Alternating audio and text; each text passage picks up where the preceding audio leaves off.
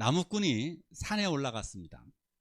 산에 올라갔는데 거기서 나무꾼을 해서 어떻게 잠을 자다가 보니까 실수로다가 잠을 자다가 이렇게 봤는데 옆에서 잠을 자고 있는데 알고 봤더니 이렇게 봤더니 호랑이가 있는 거예요. 그래서 깜짝 놀라가지고 딱 이랬는데 갑자기 왜 거기서 호랑이 꼬리를 건드린 거예요. 잠을 자다 얼마나 무서워요. 그러니까 재빨리 나무 위로 올라갔어요. 나무 위로 올라갔는데 호랑이가 올라오려고 하고 막 나무를 흔드는 거예요. 그래갖고 어쩔 수 없이 뚝 떨어졌습니다. 뚝 떨어졌는데 떨어진 게 하필이면 호랑이 등이었어요. 그러니까 이 사람이 어떻게 해야 되느냐면 호랑이에게 살아남는 방법은 호랑이 등을 꽉 끌어안는 거예요. 그 호랑이가 어떻게 하겠습니까? 떨어뜨리기 위해서 또 호랑이가 뛰는 거예요. 뛰면 뛸수록 이 사람은 떨어지면 호랑이에게 잡혀 먹으니까 호랑이 등을 꽉 끌어안고 호랑이 여기저기를 뛰어다니는 겁니다. 그런데 거기서 이 사람은 이제 호랑이 등에 타고 있는 겁니다. 근데 저 멀리서 한 농부가 일을 하다가 딱 보니까 호랑이 등에 탄 사람이 이리저리 뛰어다니고 있는 겁니다. 그러니까 이 사람이 이렇게 생각을 하고 말을 하는 겁니다. 허허, 저 사람 팔자도 좋네 그려. 호랑이 등에 타고 저렇게 팔자 좋게 세상을 돌아다니니 얼마나 편하고 좋아. 나는 쇠 빠지게 허리 빠지게 일을 하고 있는데 저 사람은 팔자 좋게 호랑이 등이나 타고 있다고. 어떻습니까? 세상 사람들은 팔자 좋게 살아간다라고 그렇게 쉽게 말하는 경우가 있습니다. 내 생각과 전혀 다르게 생각하는 사람들이 굉장히 많죠. 한번 오늘 그 이야기를 좀 볼까 합니다. 내 생각과 좀 다른 것들. 길거리에서 구걸을 하는 맹인이 있었습니다. 한 맹인이 구걸을 하고 있었습니다. 이 맹인은 돈 한 푼이라도 더 얻을까 해서 한 푼 줍쇼, 한 푼 줍쇼 하고 구걸을 하고 있는데 자기 귀에 돈을 준다는 얘기는 없고 아주 기분 나쁜 얘기가 하나가 들려왔습니다. 호랑이 등에 탄 사람을 오해한 농부처럼 제자들이, 그것도 예수님의 제자들이 아주 기분 나쁘게 이 맹인에게 말을 했습니다. 뭐라고 얘기하느냐 하면 저 사람이 맹인이 된 것이 저 사람의 죄 때문입니까? 부모의 죄 때문입니까? 얼마나 기분 나빴을까요? 비수가 자기 가슴을 파고 들어가는 겁니다. 우리 자녀들이 좀 문제가 있는 경우가 있죠. 자녀들이 장애가 있는 경우도 있고 아프기도 하고 공부를 못하기도 하고 말썽을 피우기도 하고 많은 아픔이 있기도 하고 자녀들이 불행하기도 하잖아요. 그게 누구 죄 때문일까요? 우리 가정에 어려움이 있는 게 누구의 죄 때문인가요? 그런 말을 하면 정말 기분 나쁜 거예요. 그죠? 엄마의 죄 때문이, 부모의 죄 때문입니까? 그럼 부모를 욕되게 하는 것이고 내 죄 때문입니까? 그러면 나의 인생은 너무나 불행한 겁니다. 그죠? 근데 이 원인을 또 하나님에게 돌리게 되면 하나님에 대한 욕이 되는 거니까 더 나쁜 죄가 되는 거죠. 제자들이 이러한 잘못을 저질렀습니다. 자, 그런데 그래서 우리가 하지 말아야 될 것 중에 하나가 다른 사람에 대한 정죄입니다. 다른 사람에 대한 판단입니다. 다른 사람이 이러쿵저러쿵 다른 사람을 판단하고 욕을 하게 될 때 그것은 사실 하나님에 대한 욕이 되는 거예요. 또 하나는 부모에 대한 욕이 되는 것이고 그리고 자기 잘난 척하니까 교만한 마귀의 습성을 우리가 담게 되는 겁니다. 그래서 우리가 다른 사람에 대한 비난, 비판 이런 것을 자제해야 되는 거예요. 그래서 예수님이 이렇게 말씀하셨습니다. 아니야. 그거 아니야. 그것은 하나님이 하시려는 일을 나타내고자 하심이야. 아멘. 하나님의 섭리, 하나님의 뜻, 하나님의 계획이 그 사람 안에 들어있는 거예요. 그래서 우리가 자녀들이 때로는 누군가는 장애아를 낳기도 하고 누군가는 말썽 피우는 자녀를 낳기도 하고, 누군가는 문제 많은 부모님 둘 중에 한 분이 안 계시기도 하고, 형제들이 고통을 당하기도 하고, 누군가는 나라에 큰 어려운 전쟁이 터져서 사람 전체가 고통을 당하기도 하는 거예요. 그것은 하나님이 하시고자 하는 일을 나타내기 위함이지 누구의 죄 때문에 벌어진 일들은 아니라는 사실을 기억하시기를 바랍니다. 자, 중요한 말씀 같이 한번 읽어볼까요? 같이 한번 읽어봅니다. 시작.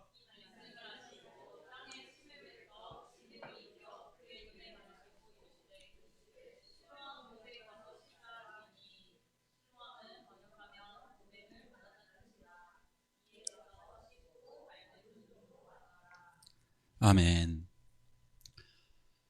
보통 사람들 같으면 국어라는 맹인에게 돈을 주었겠죠. 돈을 주지 않고 예수님은 이상한 행동 3가지를 하십니다. 보통 같은 경우, 중풍병자 같은 경우는 내가 죄사함을 받았으니 나음을 얻으리라. 또 죽은 가나안 여인 같은 경우는 내 믿음대로 될지어다. 보통 이런 식으로 그냥 치유하시면 돼요. 내가 낫고자 하느냐? 다른 맹인은 또 그렇게 고친 적이 있거든요. 내 믿음대로 될지어다. 이러면 되는데 이상한 행동 3가지를 하십니다. 첫 번째, 침을 뱉어서 진흙을 이깁니다. 그래서 눈에 발라줍니다. 이상한 행동이죠. 왜 침을 뱉어서 반죽을 할까요? 우리는 침 생각하면 더럽다라고 생각을 하죠. 침은 우리들 몸의 기능 중에 가장 중요한 거죠. 중요한 것 중에 하나죠. 침이 없으면 음식물을 삼키지를 못하니까 침이 없으면 사실상 죽습니다. 피를 만들어내는 그 시작점은 바로 침에 있는 겁니다. 이 침은 너무나 침이 말라버린다는 것은 죽음을 의미하게 되는 것입니다. 그러기에 침을 준다라고 하는 것은 새로운 생명수를 전해주는 것과 같습니다. 그리고 침으로다가 뭐를 했다고 그랬습니까? 흙을 이겼다고 그랬습니다. 흙을 이깁니다. 이렇게. 무엇일까요? 사람은 흙으로 만들어졌습니다. 우리들의 몸을 다시 빚으시는 것입니다. 너의 그 고통, 너가 안 못 보고 있는 그것을 내가 다시 새롭게 창조해 줄게. 즉 맹인의 눈을 새롭게 창조해 주시려는 행동인 것입니다. 그래서 진흙을 이겨서 그 눈에 발라주십니다. 자, 두 번째 이상한 건 눈에 발라주는 거죠. 이걸 이기는 거는 좀 알겠어요. 그럼 뭐 얼굴 같은 데나 이마에 붙여주고 뭐 이럴 수도 있었을 수도 있겠죠. 근데 눈꺼풀에 붙여줬어요. 이건 분명한 의도가 전해진 거죠. 창조의 의도.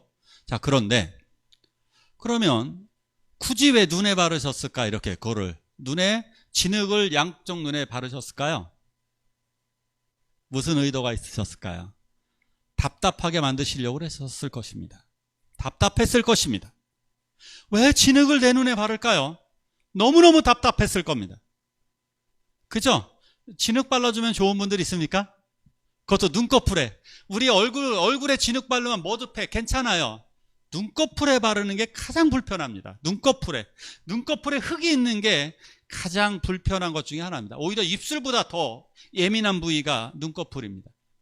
눈 껌뻑껌뻑여야 되는데 이 눈이 굉장히 불편합니다. 불편하게 만드신 것입니다. 예수 믿는 이 순간은 답답할 수가 있습니다. 예수를 맨 처음에 믿을 때에 일사천리로 모든 문제가 다 해결될 것 같지만 일순간 답답할 때가 있습니다.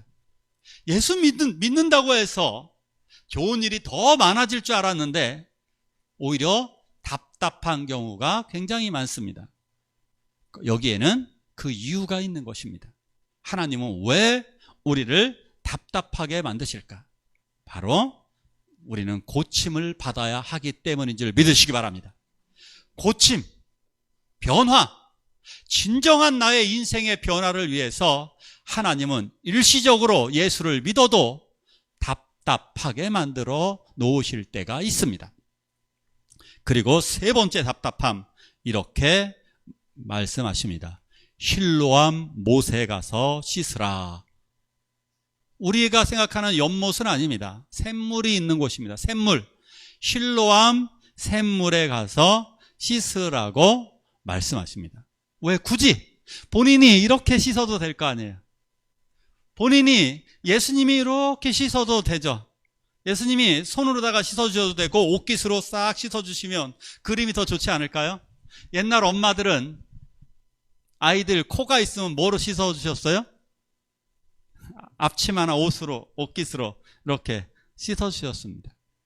가능하잖아요. 예수님 옷깃으로 씻어주셔도 될 텐데, 예수님 팔로다가 씻어주셔도 될 텐데, 아니면 맹인에게 너가 손으로 씻어라 이러도 될 텐데, 실로암 못에 가서 씻으라는 것입니다. 실로암이 도대체 어떤 곳이길래 그럴까? 실로암은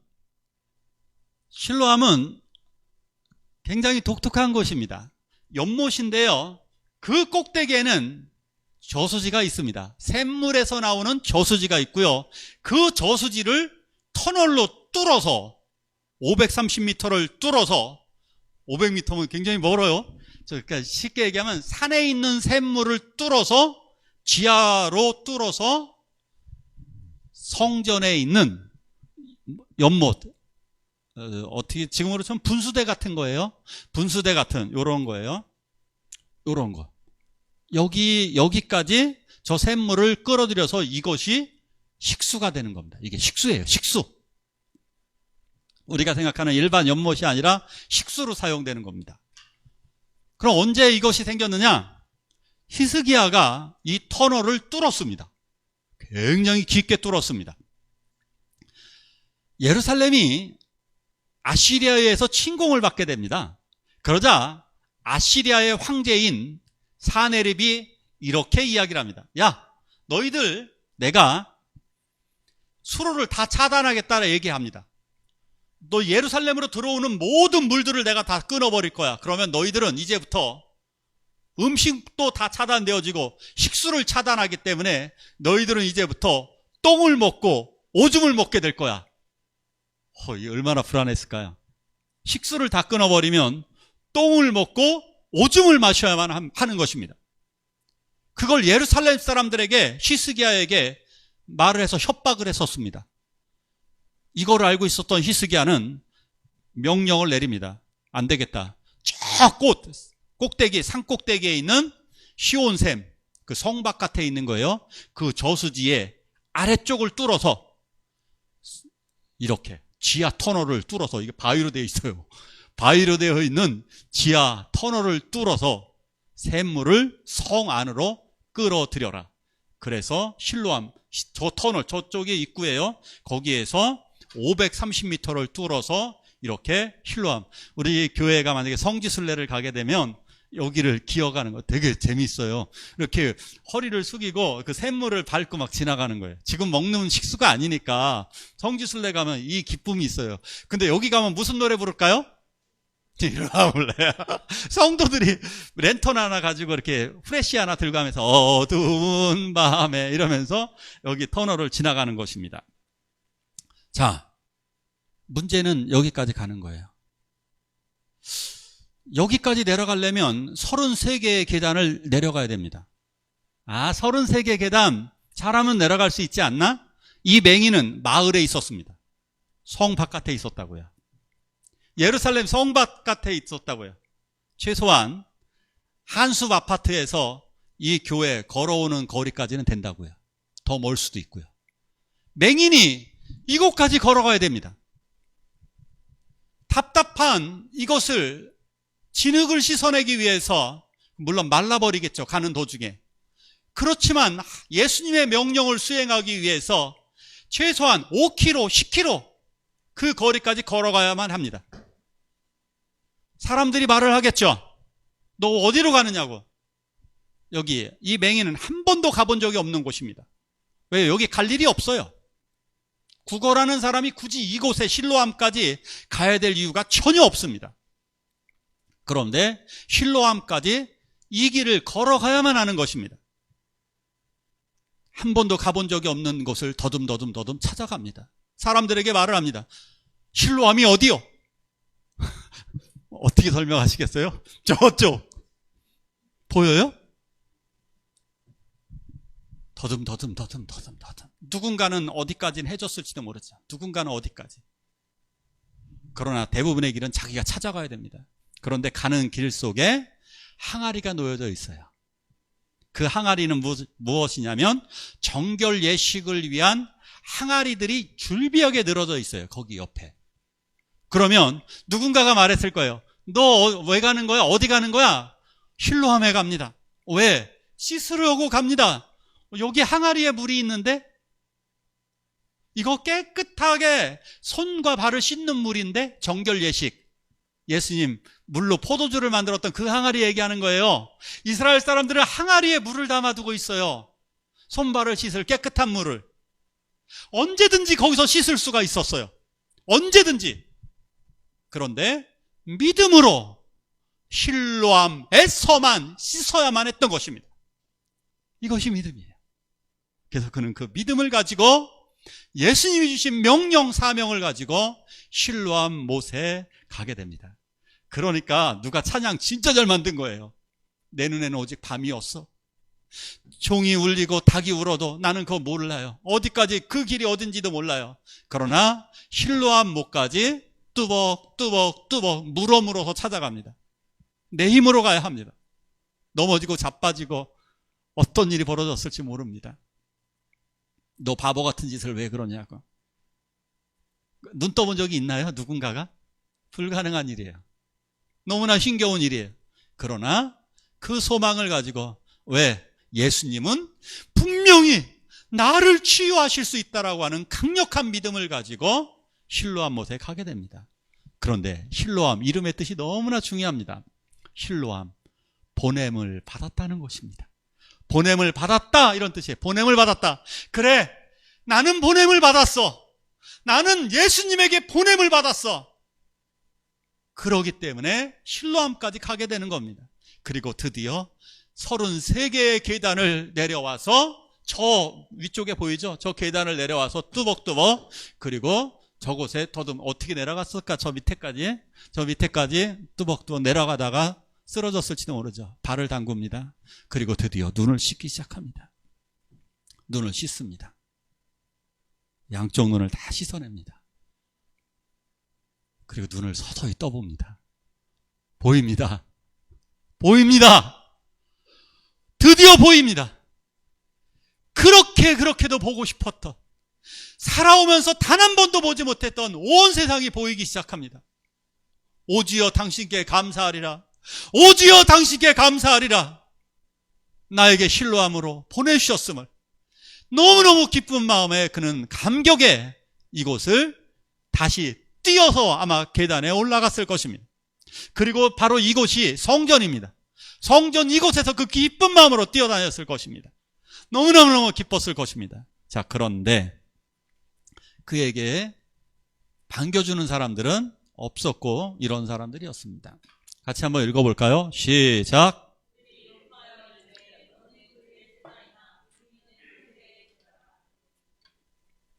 너무 충격적인 거 아닙니까? 그들이 맹인을 욕했습니다. 맹인이었던 이 사람을 욕했습니다. 인생 최고의 기쁜 날에 이 사람은 고발당했고요, 신문당했고요, 여기저기 끌려다녀야 했습니다. 이 사람 이게 왜 고발당했느냐? 이날이 안식일이었거든요.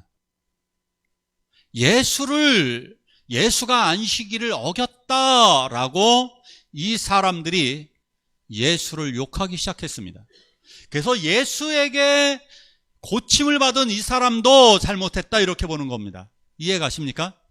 불법 의사에게 치료를 받은 환자들까지 잘못했다 이렇게 보는 거예요.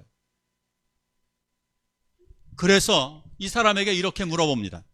너는 맹인이 아니었지? 원래 맹인이었던 척 구걸하기 위해서 맹인으로 그동안 위장했었지? 그러니까 얘가 아닌데요? 전 태어날 때부터 맹인이었는데요. 그래서 부모를 불러오라 그럽니다. 이 사람은 졸지에 가서 부모를 불러옵니다. 부모들에게 물어봅니다. 맹인 맞아? 예, 맞아요. 부모가 순환을 당합니다. 자, 그러면 너를 고친 사람이 도대체 누구야? 예수입니다. 그런데 예수가 능력자가 되잖아요. 아니야. 그 사람은 안식일에 너를 고쳤기 때문에 죄인이야. 죄인이라는 거야. 예수는 죄인이라는 거예요. 그래서 너를 고친 것은 무효야. 너는 우연히 실로암에서 운이 좋게 하나님의 고침을 받은 거야. 알았지? 예수가 고친 게 아니야. 하나님이 고친 거야. 말은 비슷해 보여요. 그죠? 하나님이나 예수님이나 비슷해 보여요. 근데 이건 너무나 다른 거예요. 하나님이 예수를 통해 고쳤다라는 사실을 인정해야 하는데 이것을 인정하지 않는 것입니다. 그래서 결국은 불신앙에 사로잡힌 것입니다. 그래서 이 사람이 이렇게 얘기하는 거예요. 왜 당신들은 예수가 고친 것을 인정하지 않죠? 그러자 사람들이 더 욕하는 겁니다. 너 그 사람의 제자야? 우린 모세의 제자인데. 예수를 거부하는 거예요. 이 사람을 욕하고 이 사람을 비난하고 예수를 비난하고 예수를 욕한 것입니다.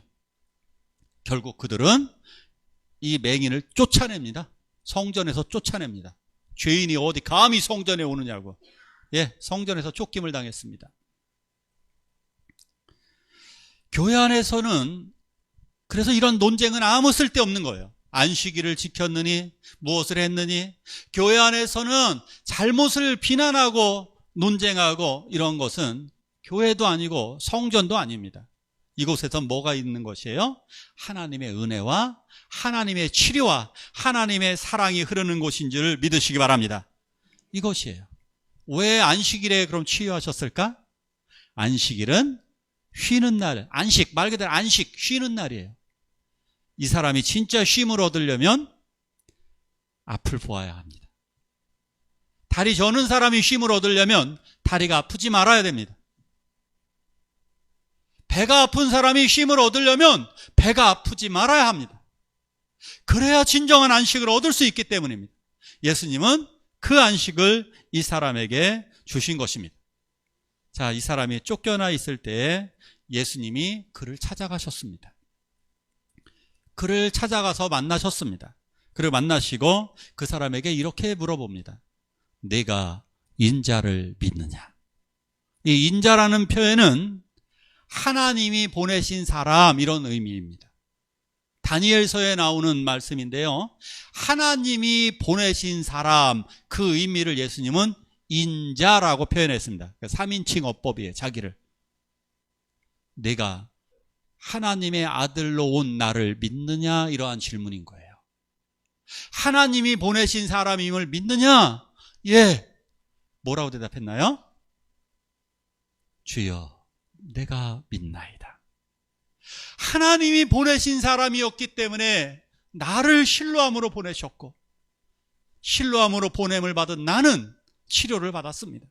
그러기에 나를 보내신 분은 예수님, 예수님을 보내신 분은 누구요? 하나님.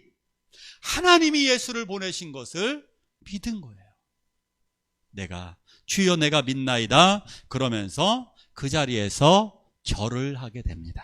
절을 한다는 것은 그를 경배하고 하나님의 아들로 믿는 것입니다. 자, 예수님이 만나신 이유가 바로 여기에 있는 거예요. 병을 고쳐주기 위함이 아닙니다. 그것을 더 뛰어넘는 구원을 주시기 위함이었던 것입니다. 왜 하나님은 우리들의 문제를 해결해 주시느냐? 간절히 직장을 위해 기도했더니 직장을 얻게 되는 경우가 있습니다. 문제를 놓고 기도했더니 문제가 해결되는 경우가 있습니다. 그런데 그 문제로 끝내지 마시기를 바랍니다. 문제 너머에 바로 내가 나를 믿느냐? 그 문제를 해결해 주신 예수 그리스도를 통해서 영원한 생명, 영원한 구원을 주시려는 것인지를 믿으시기 바랍니다. 이것입니다. 이 사건을 통해서 영원한 생명, 영원한 구원을 이 맹인에게 보여주셨습니다.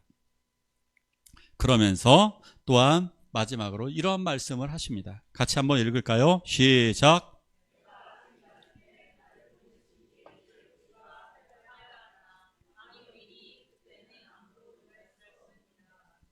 아멘. 지금은 낮입니다. 예수님은 자신을 빛이라고 하셨습니다. 예수님이 계신 이 순간이 바로 낮의 시간입니다. 그런데 오늘 외울 말씀이 이거예요. 때가 아직 낮임에 나를 보내신 이의 일을 우리가 하여야 하리라. 밤이 오리니 그때는 아무도 일할 수 없느니라. 지금은 우리가 일을 할 수 있습니다. 그러나 우리들에게 언제인가는 밤이 오게 될 것입니다. 그 밤은 죽음의 밤, 그 밤은 환난의 밤이 반드시 오게 될 것입니다. 그날이 오기 전에 우리들은 이 일들을 해야만 하는 것입니다. 교회 안에서 논쟁하지 마시라고 그랬습니다. 쓸데없는 논쟁, 정치적인 논쟁, 살아가는 논쟁, 돈에 관한 논쟁, 이러한 논쟁을 할 시간이 없습니다. 세상 사람들은 이것에 관해서 논쟁하고 이것에 관심을 두고 있습니다. 그렇죠? 모든 사람들이 그러하잖아요. 우리들 그것에 관심을 둘 여력이 없습니다. 우리들의 관심은 하나님의 일, 예수가 하나님의 일을 했듯이 우리도 이거를 해야 된다는 거예요. 그래서 눈뜬 자는 일을 하는 거예요. 소경은 하나님의 일을 하지 않습니다. 우리는 눈을 떴습니다. 그리스도의 빛이 우리 안에 들어옴으로 말미암아 맹인은 그리스도 예수의 빛을 통해서 실로암에서 드디어 치료를 받고 빛을 보게 되었습니다. 자, 그러기 때문에 이제 그는 일할 수 있는 것입니다. 지금 우리는 일을 해야 할 때입니다. 왜? 우리는 눈 뜨고 있기 때문에. 지금이야 맹인들도 직장을 일을 할 수 있지만 고대 시대의 맹인들은 일을 하지 않았습니다. 유일한 일은 구걸이었습니다. 옛날 사람들은 구걸을 일이라고 생각하지 않습니다. 절대 구걸은 일이 아닙니다. 그것은 돈을 얻는 행위에 불과한 것입니다. 그러나 이제 이 맹인에게 이 말씀을 해주셨습니다. 지금 낮이라는 거예요. 일할 수 있다는 거예요. 제자들에게 이 말씀을 보여주셨습니다. 제자들에게 이 맹인에게 했던 실로암 사건을 보여주셨습니다. 그래서 내가 맹인을 고쳤듯이 너희들도 이렇게 아픔당하고 앞을 보지 못하고 고통당하고 있는 사람들, 절망 가운데 있는 분들, 아픔 가운데 있는 분들을 치료하라는 것입니다. 그들을 가서 도와주라는 것입니다. 우리가 지금 낮이기 때문에 그 일을 할 수가 있습니다. 자, 이 시간 우리 첫 번째 일을 해볼까요? 첫 번째 일은 당연히 기도입니다. 기도로서 우리는 일할 수 있고, 두 번째로는 구체적으로 내가 가서 일할 수 있습니다. 먼저 우리 기도로 일을 해볼까요? 우리 주변에 아픔을 가지고 있고 골방에 있고 문제가 많은 분들, 그분들이 그 일들을 통해서 예수를 발견하게 해달라고, 예수를 만나게 해달라고 그 아픔을 놓고 우리 한 목소리로 같이 기도하시겠습니다.